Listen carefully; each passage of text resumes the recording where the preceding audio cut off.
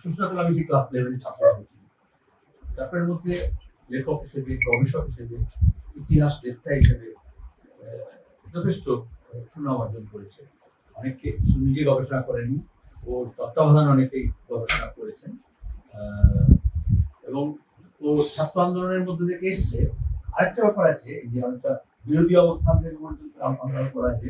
তো আমি ধনঞ্জয় দাসের কথা বলা হলো, লেখক বাবা, কিন্তু আমার মনে হয় একটা সাফল্য ছিল যে আমি একটা সিপিআই ধারণা থেকে একজনকে সিপিআই বললাম। অসুবিধা নেই কিছু। ভালো, সেখানে এই বইটা প্রয়োজন ছিল। এখন এই প্রজন্মের অনেক মেয়েরা তো অংশগ্রহণ করছে সব ক্ষেত্রে, কিন্তু যখন যাদের কথা বলা হচ্ছে যারা পাইওনিয়ার, তখন কিছু বাধা ছিল, অসুবিধা ছিল। আর এখানে বাম আন্দোলনের একটা সাফল্য আছে, এটা নিতে হবে। অনেকগুলো ধারা আছে, তারপর অন্যরা এসছেন। প্রথমে তো পাইওনিয়ারিং কাজ তো করতে হয় বামেদের, এবং সেখানে দাঁড়িয়ে তখন মহিলাদের অংশগ্রহণ করা রাজনীতিতে, আন্দোলনে, সংগ্রামে, প্রশাসনে, তার আগে আরো কিছুদিন আগে শিক্ষায়, এটা একটা কঠিন কাজ ছিল আর কি।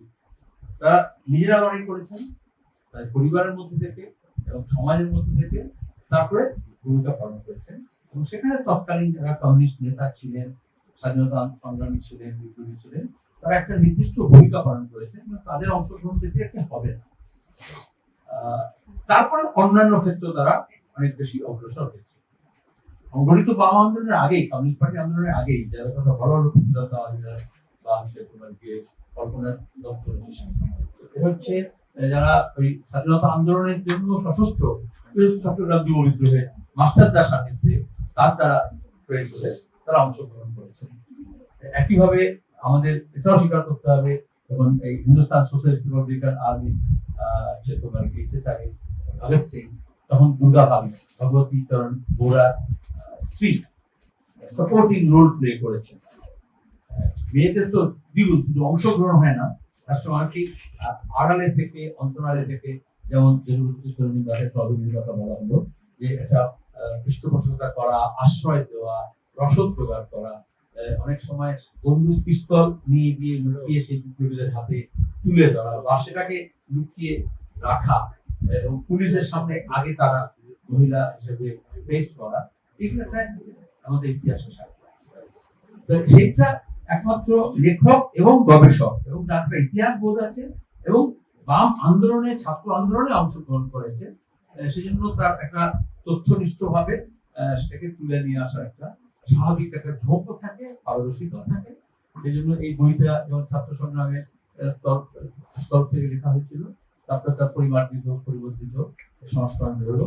আমি অনুশিষ্ট যে প্রকাশক সংস্থা, তাদেরকেও আমি ধন্যবাদ জানাবো, এবং সিরিয়াস বই তারা তোমাকে পাবলিশ করেছেন, এবং আশা করি এটা ভালো লাগবে। এখন তো আবার অনেকে মনে করে নতুন প্রজন্মের ছেলে মেয়েরা এসব কোনো রাজনীতিতে ধারে না, ভীষণ ফোকাস, ভীষণ ক্যারিয়ারিস্ট, তা তো নয়।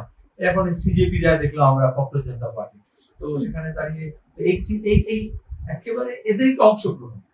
আবার এই যে সিবিএসই তে যে প্রশ্নপত্র লিক করলো, সরকার কিন্তু মানছিল না, সিবিএসই মানছিল না, নিটের যা কেলেঙ্কারি হলো, 17, 18, 19 বছরের ছিল, টেকনোলজিকে ব্যবহার করে, তারা তো নেটওয়ার্কিং করে, তারা তো একেবারে সরকারের মুখে গোবর লেপে দিলেন, মিথ্যাচারকে ফাঁস করলেন, এবং সেখানে তারপর বাকিরা যান।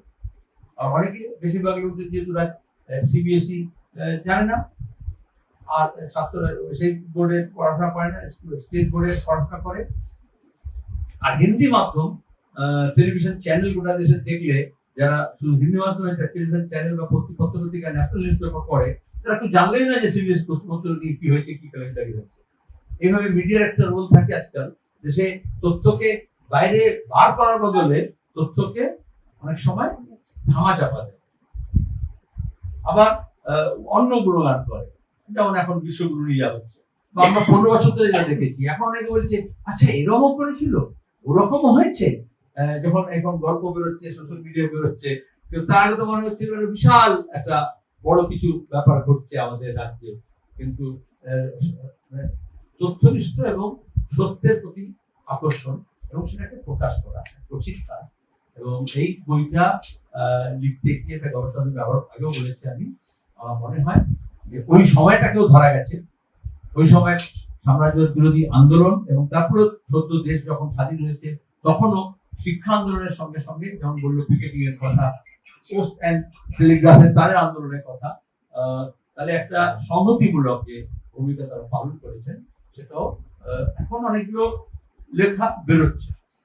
আরো কয়েকটা বই বেরিয়ে, যেমন গণপতি কথা বললো, এই কদিন আগেই আমাদের মহিলা আন্দোলনের একটি মারা গেছেন বনানী বিশ্বাস, তিনি একটা বই এই ধরনের চরিত্র নিয়ে ধরে ধরে যাদের ভূমিকা ছিল, সেখানেও শুধু বামপন্থী নয়, এই যারাই ছিল বিভিন্ন ধারা, কিন্তু সেই ধারার মধ্যে আজকে যে ধারাপাত হচ্ছে, যে নামটা পড়া হচ্ছে, সেখানে তাদের কোনো নাম ছিল না, গন্ধ ছিল না।